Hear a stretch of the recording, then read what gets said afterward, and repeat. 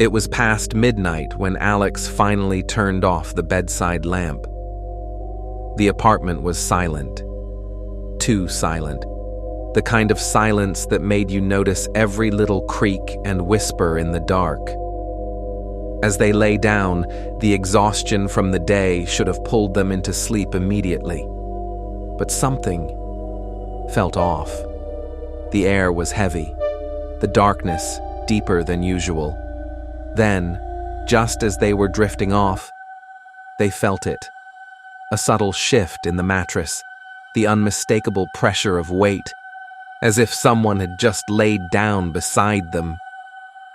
Alex's breath hitched, their body stiffened.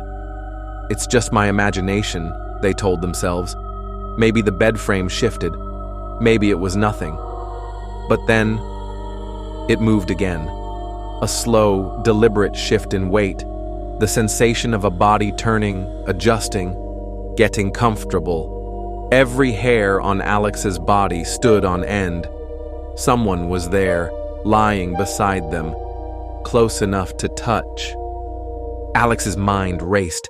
They needed to move, to get up, to run, but their body refused to obey. Slowly, so painfully slowly, they reached for the bedside lamp. Their fingers trembled as they found the switch. With a flick, warm yellow light flooded the room. The bed was empty. Nothing was there, no figure, no shadow, but the weight remained. Alex's breathing was ragged now. The pressure on the bed wasn't just still there, it was getting heavier. A suffocating weight, as if something unseen was pressing down, creeping closer. The blanket started to pull, ever so slightly, as if fingers were curling around the fabric.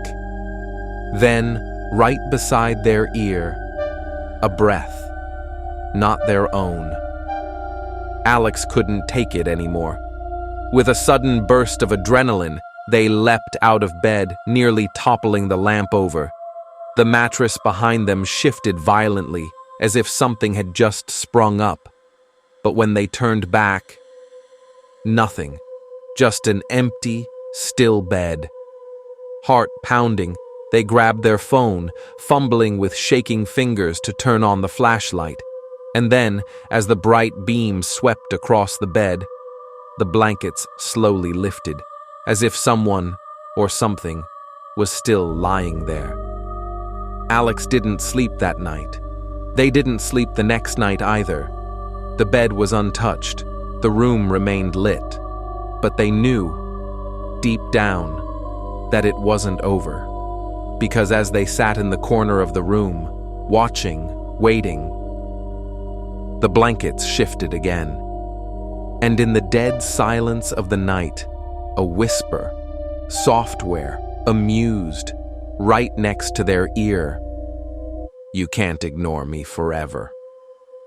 Some nights, when you wake up feeling pressure on your bed, when the blankets seem to pull just a little on their own, don't turn on the light, because if you do, you might just see what's been lying next to you all along.